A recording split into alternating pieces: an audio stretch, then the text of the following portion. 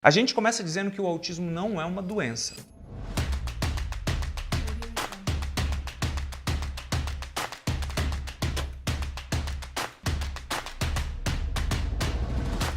Isso é muito fácil entender porque logo não tem cura, porque boa parte das doenças tem cura. O autismo é quem o indivíduo é, nasce com ele, pertence a ele.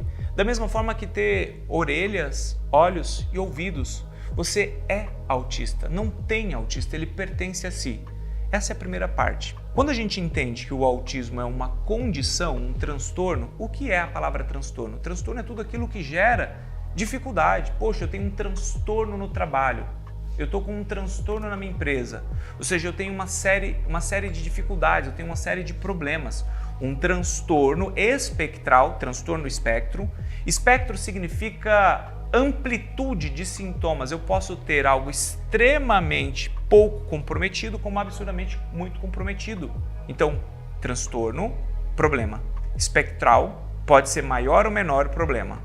Do autismo. Autismo, né? Auto, lá que a gente vem aí do grego, para dentro, para si. Ismo, uma origem que você pertence a alguma coisa. Capitalismo pertence ao capital, islamismo pertence ao islã, catolicismo pertence à fé católica. Então, pertenço a mim mesmo num transtorno, ou seja, uma série de dificuldades espectral que são de maiores ou menores proporções. Todos nós nascemos com habilidades, todos. Uma habilidade inata de aprender.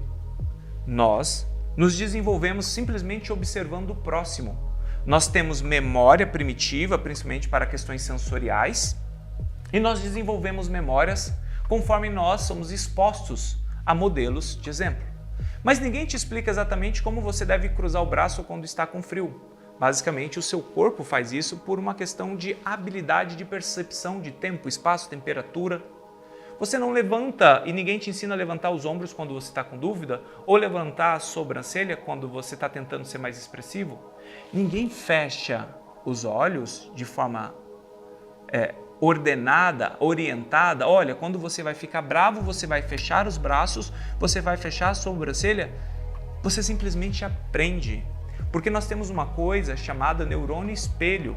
Vocês já devem ter visto alguns desses experimentos. Tem um muito comum na internet que coloca um braço da pessoa assim, coloca o outro braço da pessoa aqui, tira esse braço dela e coloca um braço de borracha e vai passando a mão ali, fazendo todos os sentimentos e tem um braço de borracha.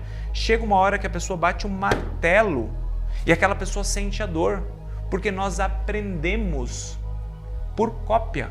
Nós aprendemos por neurônio espelho. Você não precisa necessariamente fincar uma faca na sua mão para saber que dói. Você sabe que dói porque você aprende olhando. Então esse é o aprendizado comum da maior parte das pessoas típicas. No autismo, nós temos uma série de inabilidades que deveriam ser inerentes do desenvolvimento humano. Aquilo deveria nascer conosco, mas no autismo nasce diferente. Nasce de forma equivocada ou se adquire algumas inabilidades, principalmente quando vem a poda neural. E quais são essas inabilidades, as principais inabilidades que este indivíduo nasce por ser autista? A principal delas é o contato visual. Logo, se eu não olho o que eu deveria olhar desde o meu nascimento, você concorda que eu aprendo menos? Por aprender menos, eu vou fazer menos expressões faciais, vou aprender a fazer menos expressões corporais. Por não olhar o tanto que eu deveria olhar, eu não vou me comunicar tão bem. E isso vai gerando uma série de prejuízos que ao longo dos anos vão se acumulando e gerando mais novos prejuízos. Porque para eu aprender a brincar, eu preciso olhar. Uma vez que eu não brinco porque eu não olhei, mas eu, pelo meu comportamento autístico, tenho um padrão de repetir comportamentos, aquela maneira que eu inventei de brincar, ela acaba se tornando a brincadeira natural. Por que uma criança, por exemplo, autista, pega um carrinho e ao invés de simplesmente brincar com o carrinho, ela não consegue brincar, ela vira rodinha e começa a rodar rodinhas? Porque para aquela criança, o único movimento que aquele carrinho tem são as rodas. Então ele acaba fazendo esse movimento. Mas não é porque ela não entende que aquilo é um carrinho. É porque ela não consegue fazer pareamento, ela não consegue entender que aquele carrinho é o mesmo que o carro lá de fora, e que aquele carro ele carrega pessoas, ele tem movimentos, ele tem sons. O autista ele desenvolve comportamentos porque ele não sabe exatamente qual seria o comportamento adequado, simplesmente por não olhar desde que nasceu, ou olhar menos desde que nasceu. Além de não olhar da forma que deveria olhar, se expressar da forma que deveria se expressar, este comportamento ele faz com que esse indivíduo se socialize menos. Natural. E ele acaba tendo mais preferências por objetos a pessoas, a face humana. Então, se desde pequenininho ele vai tendo preferências por objetos à face humana, isso com 7, 8, 10, 12 meses, quando ele tiver 3 anos de idade, foi o desenvolvimento que ele criou durante alguns anos. Agora, com 3 anos, quando chega outras crianças, ele prefere se isolar ao invés de se socializar, que é um comportamento esperado dos seres humanos. Então, quando nós pensamos no autismo, a gente tem que transcender ao que de fato o que são os critérios. Os critérios são fáceis, mas entender nessa primeira parte a gente para de seguir apenas o que as letras estão dizendo. Porque uma vez que você entende que o seu filho tem uma percepção de aprendizado diferente, não é que ele não aprende, ele aprende diferente, e por isso que para falar uma única palavra você vai ter que falar às vezes milhares de vezes. Ou para que você retenha o contato visual dele, não é porque simplesmente ele não olha, é porque durante 3 anos ele foi desensinado a olhar pelo comportamento inerente dele. Só que se durante 3 anos, no período que ele mais desenvolveu na vida, ele foi ensinado que ele não olha, é fácil ensinar a olhar. Se ele foi ensinado durante todo esse tempo que não é para socializar, é fácil ensinar a socializar. A fala é talvez o comportamento mais complexo que existe.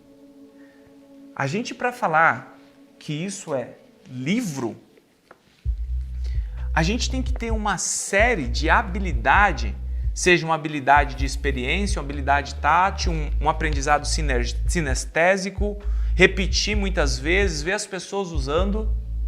A gente precisa de uma curva de aprendizado para conseguir fazer as coisas. O autista tem dificuldade motora.